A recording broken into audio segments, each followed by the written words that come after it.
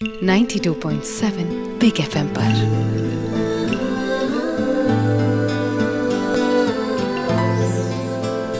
कुछ पन्ने जिंदगी के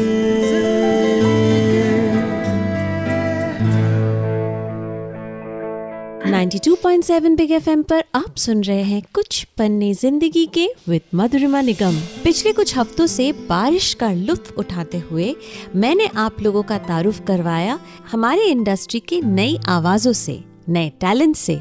उसी सिलसिले को, उसी कड़ी को जारी रखते हुए आज मेरे साथ है दो बहुत ही अच्छे कलाकार, 2 सिंगिंग सेंसेशंस, और मेरी पहली मेहमान है आज के जमाने की एक बहुत ही बेहतरीन सिंगर तो है ही, साथ ही साथ मेरे ख्याल से हमारे इंडस्ट्री की one of the prettiest singers मैं कहूँ, जिनको देखते ही जैसे लगता है जब वो रूम में घुसती है तो उजाला ही उजाला हो जाता है। उनके साथ कई नाम जुड़े हुए हैं गानों के, पर जिस नाम से वो सबसे ज्यादा मशहूर है, baby doll Kanika Kapoor. Welcome Kanika on कुछ पन्ने जिंदगी के with Madhurima Nigam. Thank you, that's very sweet, what a lovely introduction. मेरे पास कुछ बचा नहीं है बोलने के लिए। Baby doll Kanika Kapoor.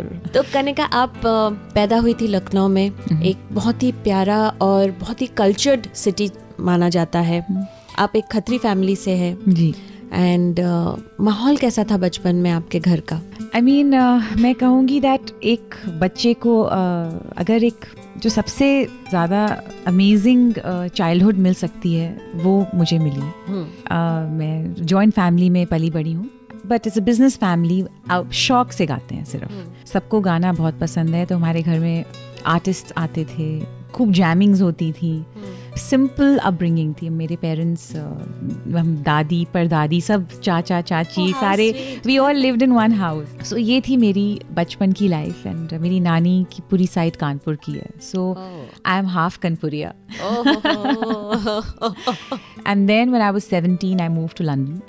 Now of course मेरी ज़्यादा ज़िंदगी वहाँ मैंने गुजारी है, तो I am a Britisher, British Asian and home is there. So अब फैमिली वहाँ है एंड मैं लखनऊ आती जाती रहती हूँ। आप जब कॉलेज में थी तभी आप अपने एक्स हस्बैंड से मिली थी, और बहुत ही कम उम्र में आपने ये कैसे डिसाइड किया? मतलब जैसे ये तो बड़ा एक फिल्मी माहौल था, जैसे जितना मैंने सुना है, पढ़ा है। मैं अपने कज़न की शादी में गई थी तो वहाँ बहुत सारे रिश्ते आ गए थे, you know, and I have always been a little more mature than my age. My ex-husband, he really pursued me and वो पेरेंट्स के पीछे पड़ के he said कि नहीं, बस शादी करनी है। तो फिर वहाँ से आप लंदन चले गए, एंड लंदन में जिनसे आपकी शादी हुई वो एक पूरे पंजाबी माहौल में रहते हैं, और मैं खुद गई हुई हूँ उस माहौल में, मेरे काफ़ी सारे फ्रेंड्स हैं, आप भी जानते हैं। सी, लंदन जाके पढ़ना और रहना अलग बात है, और लंदन जाके एक पंजाबी फैमिली में जाके रहना और शादी करके एट द एज ऑफ 18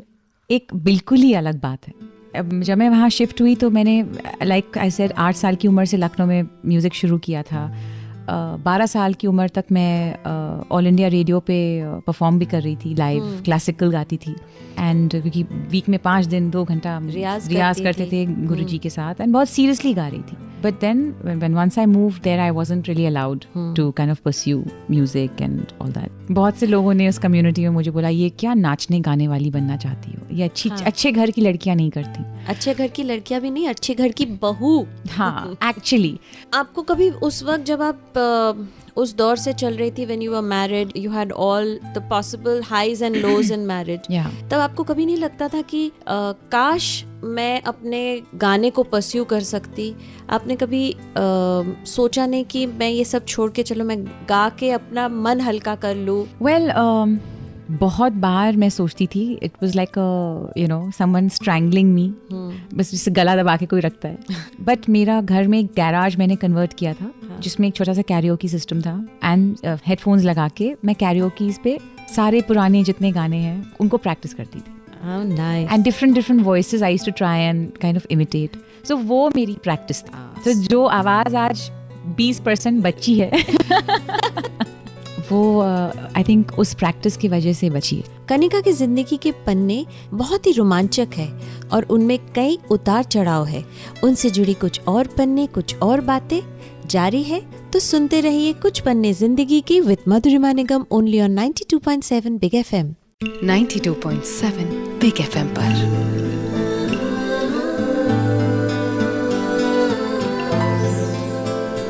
कुछ पन्ने जिंदगी के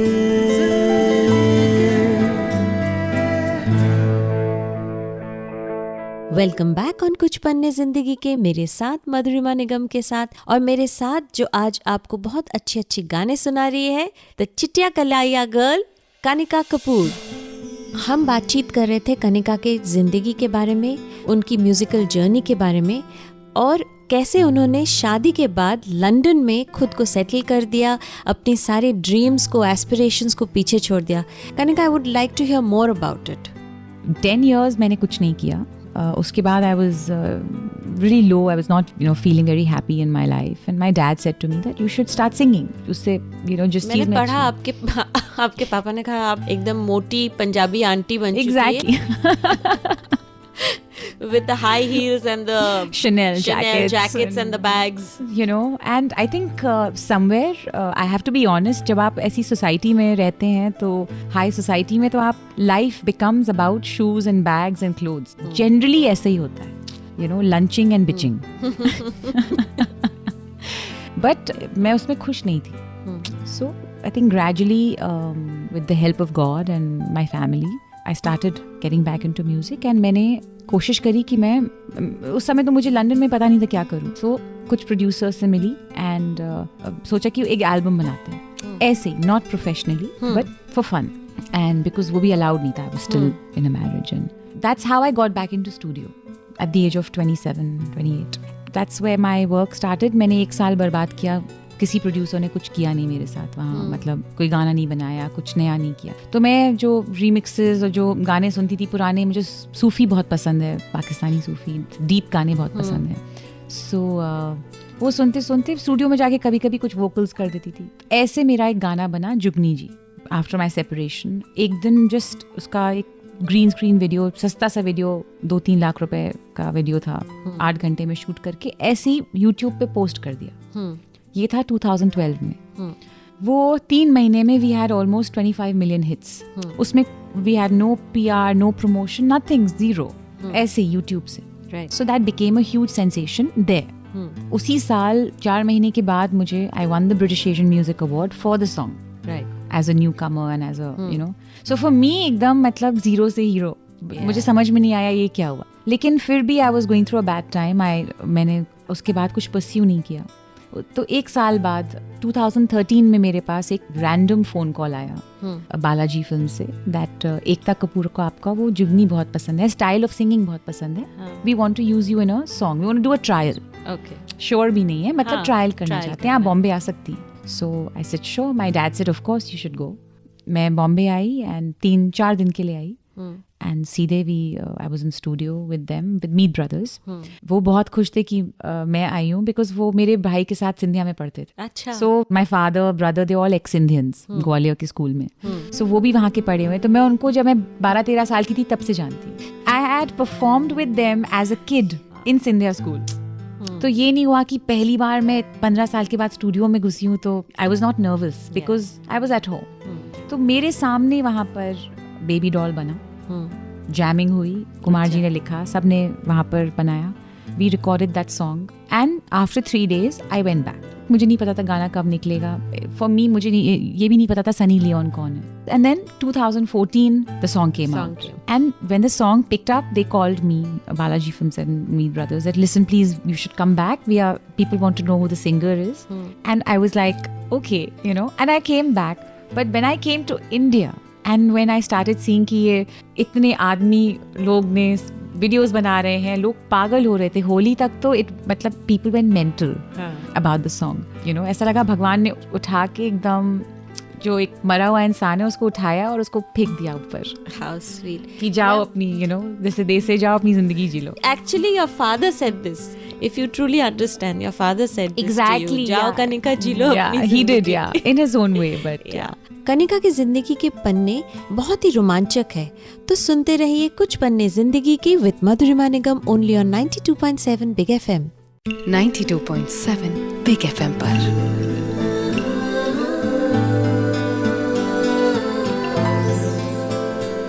कुछ पन्ने जिंदगी के।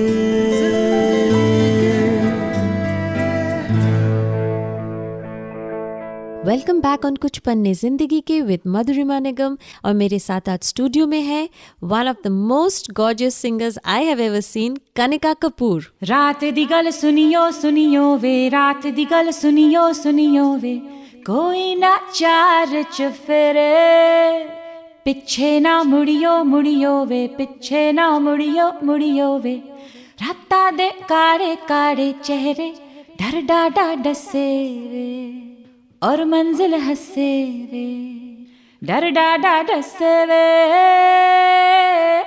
और मंजिल हंसे वे है।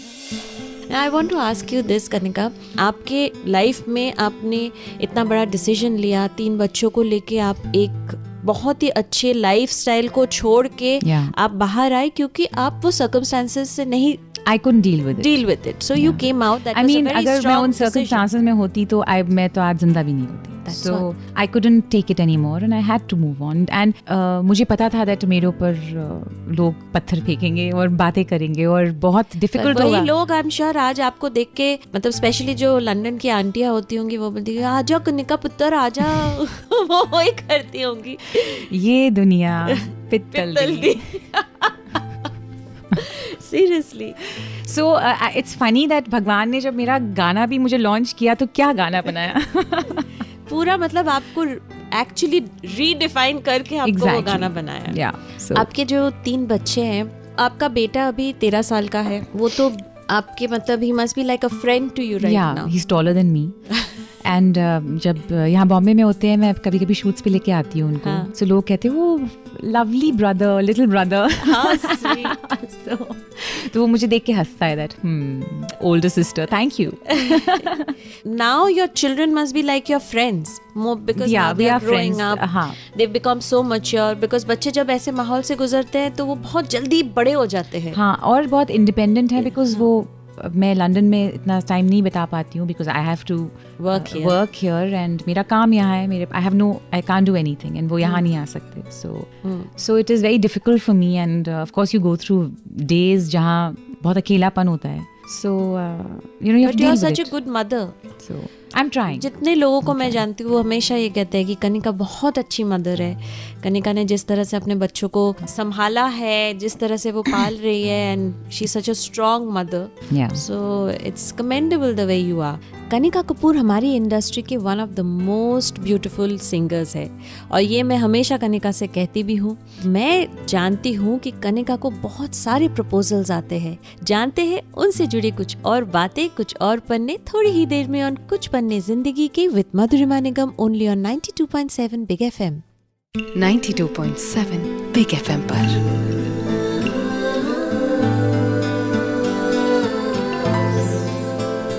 कुछ पन्ने जिंदगी के.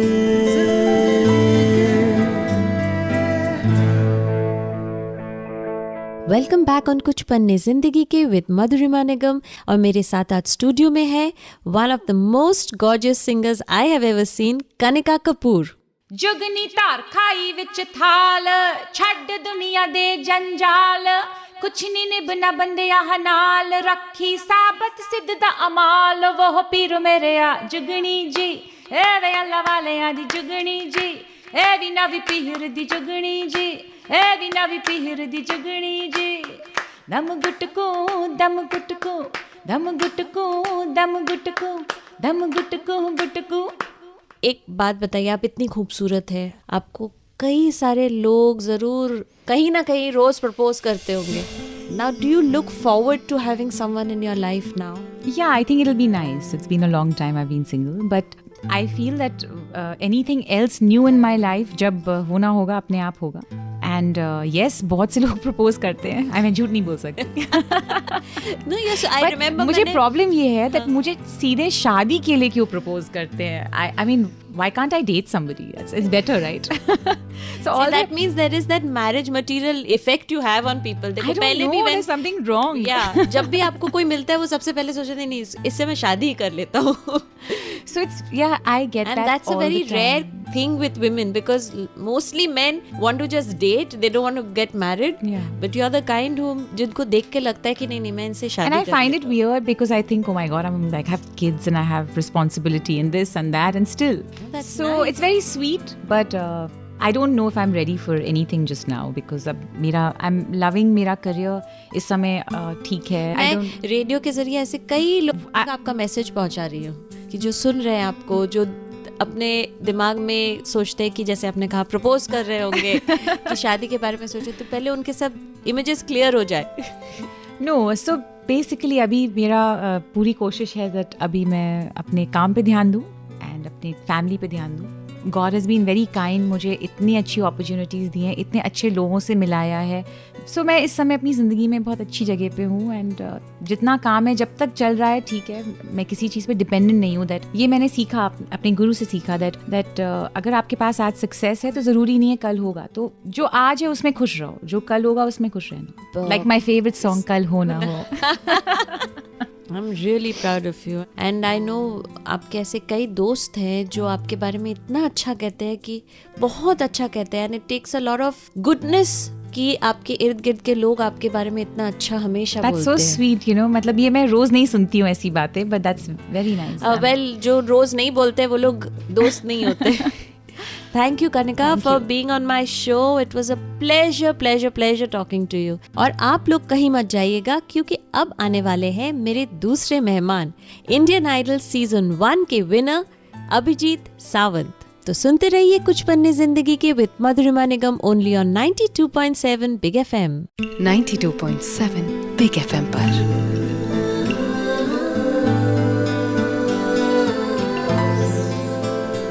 कुछ पन्ने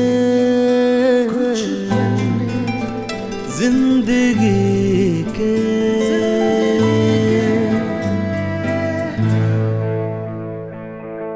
वेलकम बैक ऑन कुछ पन्ने जिंदगी के विद मधुरिमा निगम. और अब बारी है मेरे दूसरे मेहमान की. इनको मैं कई सालों से जानती हूँ और पहली बार इनसे मेरी मुलाकात हुई थी एक रियलिटी शो पर जिसके ये विनर थे और जिसकी वजह से इनको इतना फेम मिला है, इतना नाम शोहरत सब कुछ मिला है.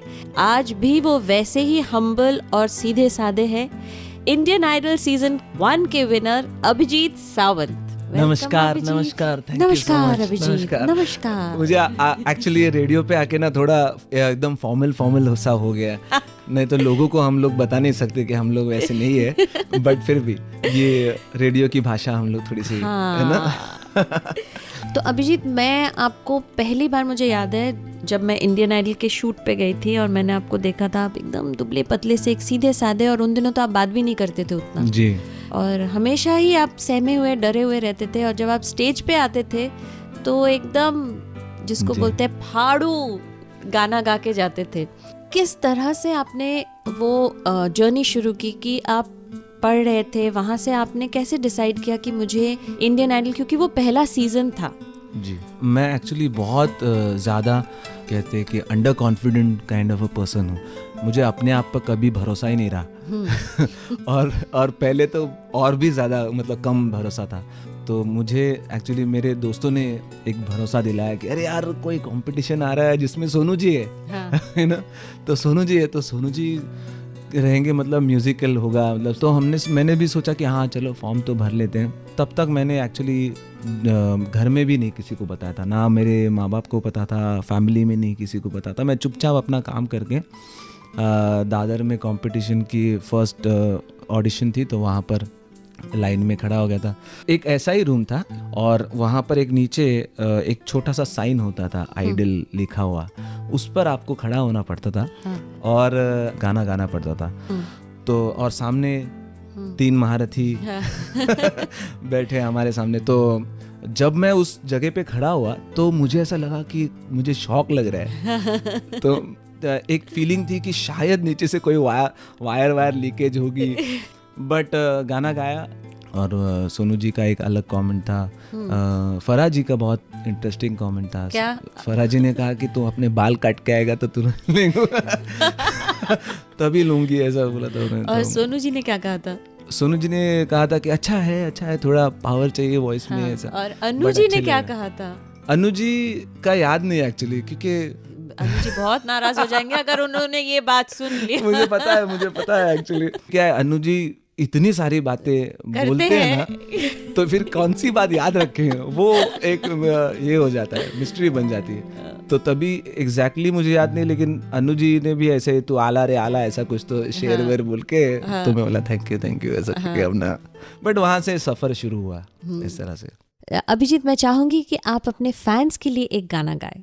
जाने जा ढूंढता फिर रहा हूँ तुम्हें रात दिन, मैं यहाँ से वहाँ, मुझको आवाज दो, छुप गए हो सनम, तुम कहाँ मैं यहाँ, तुम कहाँ मैं यहाँ, जाने जा ढूंढता फिर रहा हूँ तुम्हें रात दिन, मैं यहाँ से वहाँ। 92.7 बिग एफएम पर।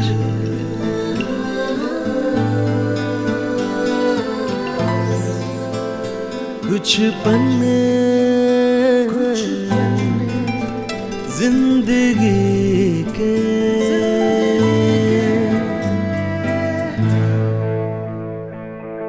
वेलकम बैक ऑन कुछ पन्ने जिंदगी के, मेरे साथ मधुरिमा निगम के साथ, और मेरे आज के खास मेहमान हैं इंडियन आइडल सीजन 1 के विनर अभिजीत सावंत।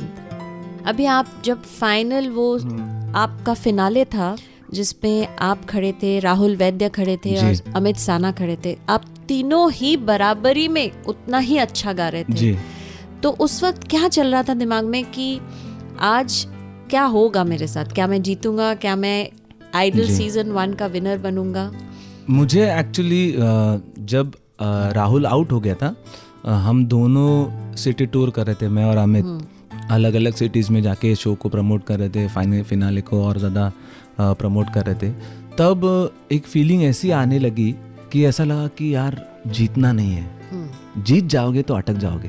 अच्छा। हाँ, लोग तुम्हें मतलब ये फॉर्मेट में, कॉन्ट्रैक्ट में, इसमें उसमें उलझा देंगे और तुम्हें एक अलग ही रास्ते पर लेके जाएंगे जो तुम्हारा एक्चुअल वे नहीं है। तो इवन माय फैमिली मेम्बर्स, जो लोग मेरे मतलब वेल विशर्स कहो या सब, उनको सब मैंने बोल दिया कि भाई वोट मत करना मेरे लिए। अच्छा। हाँ इतना तक हो गया था, मतलब मैंने बोल दिया सबको कि प्लीज वोट मत करना, I don't want to win, जो होगा वो होगा ऐसे।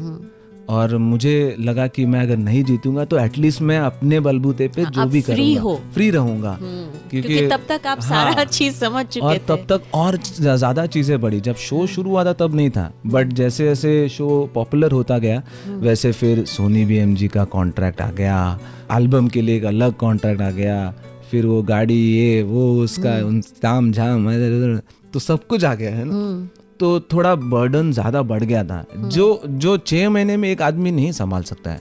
आप सडनली जहाँ पे किधर भी नहीं थे वहाँ से निकल के आप शाहरुख खान जैसे लोग आपके लिए ऐसा सब हो रहा है, you know, you can't take it, you can handle it actually. तो मैंने तो बोल दिया था कि मत करो करके। थैंकफुली मैं जीत गया और उतना बुरा नहीं रहा। लेकिन अभिजीत, मैं जानती हूँ कि आप किशोर कुमार जी के बहुत बड़े फैन हैं। उनका गाया हुआ एक गाना जो आपको बहुत पसंद है वो आप प्लीज मुझे सुनाएं। दिलबर मेरे कब तक मुझे ऐसे ही तड़पाओगे, मैं आग दिल में लगा दूंगा वो कि पल में पिघल जाओगे। एक दिन आएगा प्यार हो जाएगा, हो मैं आग दिल में लगा दूंगा वो कि पल में पिघल जाओगे। 92.7 बिग एफएम पर।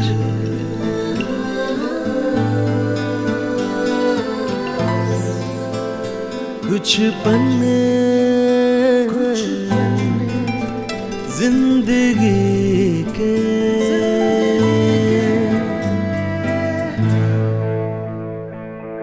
वेलकम बैक ऑन कुछ पन्ने जिंदगी के, मेरे साथ मधुरिमा निगम के साथ, और मेरे आज के खास मेहमान हैं इंडियन आइडल सीजन 1 के विनर अभिजीत सावंत।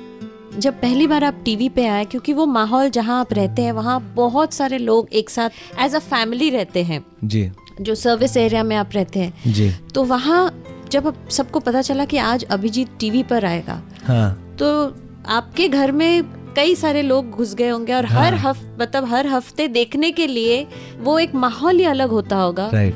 फैमिली में इतना ज्यादा एक्साइटमेंट थी तभी, मतलब मेरे दोस्त भी लगे हुए रहते थे कि अरे अभिजीत का गाना आ रहा है, चलो फिर कॉलोनी में सारे लोग अपने अपने फोन के पास ऐसे खड़े रहते थे। तो यू नो इवन जब स्टार्टिंग के 2-3 जो परफॉर्मेंसेस थे वो अच्छे नहीं थे मेरे, तब कई मेरे दोस्तों ने फ़ोन किया कि क्या हुआ यार, क्यों ऐसा गा रहा है, क्या कुछ रॉन्ग जा रहा है क्या, क्या बोल, मेरे को कुछ चाहिए तेरे को, मैं घर से लेके आना हूँ, यू नो। तो उस तरह से एक माहौल था, और एकदम मतलब वो पूरी तरह से, क्योंकि कॉलोनी था, हम लोग क्वार्टर्स में रहते थे, तो क्वार्टर्स में क्या होता है, सभी जो है 10-10, 15-15, 20-20 साल एक साथ ही रहते हैं, सारी फैमिलीज, इसलिए हर कोई एक दूसरे से बहुत क्लोज रहते हैं। एक रिलेशन भी अच्छा था। मेरी जो वाइफ है वो भी सेम ही सोसाइटी में रहती थी। तो जिनसे आपकी शादी हुई है वो आपकी प्रेमिका बचपन से रही है, आपका बचपन का प्यार रहा है।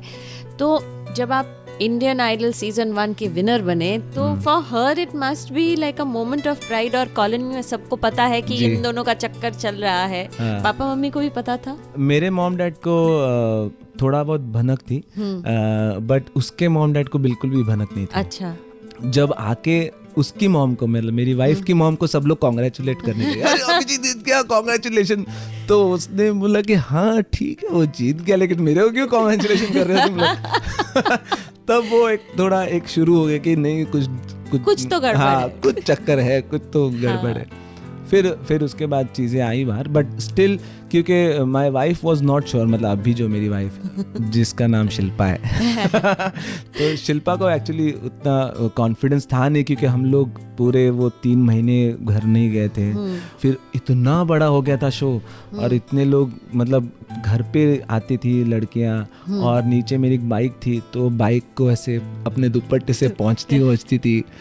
तो उनको लगा अब अभिजीत चेंज हो गए, अब अभिजीत वो मेरा वाला अभिजीत कहाँ वो नहीं रहेगा अभी, शायद पहचानेगा नहीं पहचानेगा, है ना, ये एक ये था। तो थोड़ा टाइम उन्हें कैसे कन्विंस किया फिर? एक्चुअली हो गया आहिस्ता आहिस्ता। औरतें अपना हक ले लेती है। बहुत है ना? बात बड़ी कह दी आपने। उनको हक देना नहीं पड़ता है, वैसा है। और आपकी एक बहुत प्यारी सी एक छोटी सी बेटी भी है। अभी है, एक छोटी बच्ची है, 3 साल हो गए। तो आप खुद इतने छोटे हैं, आपकी बेटी भी इतनी छोटी है। How do you feel, how do you spend time with her as a father? क्या लगता है अभी? Right now we are very happy and very feel blessed कि घर में एक अलग ही सब्जेक्ट चलते रहता है। हाँ। तो आपकी बेटी भी, उसको भी गाने का शौक है, म्यूजिक का शौक है? उसको है, गाती है वो, लेकिन मुझे अच्छा लगता है जब वो खुद ही गाती है। तो अच्छा, किस तरह के गाने गाती है? अभी सभी नए जो गाने, अच्छा, हाँ, वो सब चालू रहते तो बट वो अपने मूड में रहती तो गाने गाती है। उसके याद बहुत अच्छे रहते, 3 साल की है, लेकिन गाने याद हो जाते हैं उसको, वो बहुत अच्छी बात है। अभिजीत से बातें जारी रहेगी। अभिजीत, मैं चाहूंगी कि आप अपने फैंस के लिए एक गाना गाएं। हमें तुमसे प्यार कितना ये हम नहीं जानते, मगर जी नहीं सकते तुम्हारे बिना। तो हमें तुमसे प्यार। 92.7 बिग एफएम पर।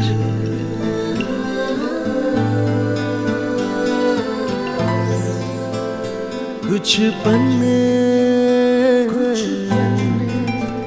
जिंदगी के।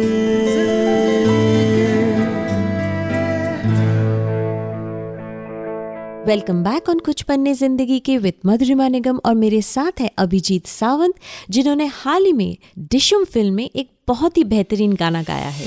सबको अभिजीत सावंत पता है, कई सारे ऐसे रियलिटी शोज के विनर्स के नाम लोगों को याद ही नहीं है जी। पर अभिजीत सावंत नाम सबको याद है जी। उस वक्त आपको क्या लगता था, अब मुझे फिल्मों में कई गाने मिलेंगे, अब मुझे स्टेज शोज मिलेंगे, मुझे एल्बम्स करने को मिलेगा जी। पर जिस तरह से आपने विजुअलाइज किया वो वैसा नहीं हुआ जी।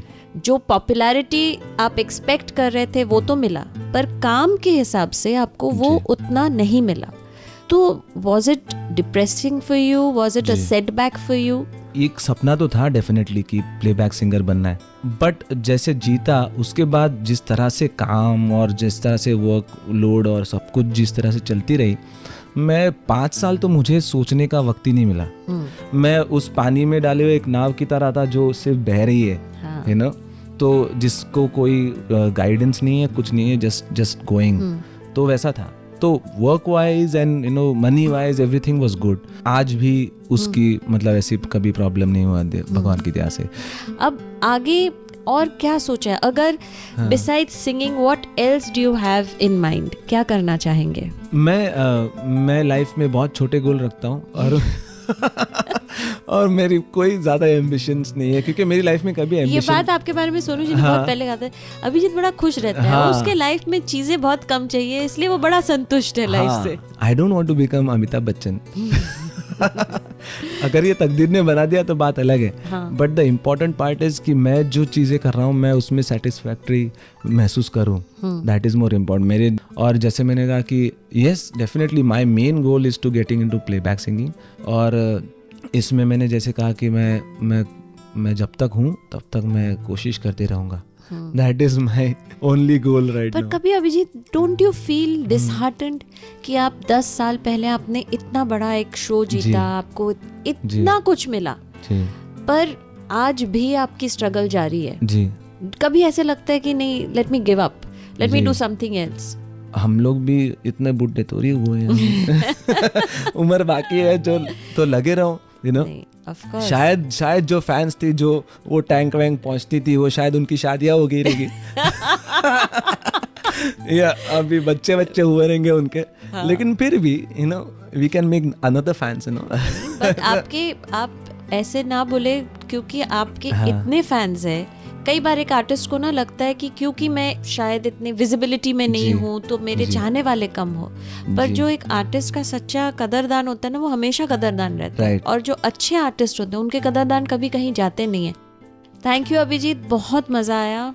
स्टूडियो में जब मेरे साथ अच्छे म्यूजिशियंस बैठे हो तो बातचीत कम और गाने सुनने का मजा ज्यादा आता है मुझे, पर फिर भी शो तो खत्म करना पड़ेगा क्योंकि हमें इंतजार है अगले रविवार का।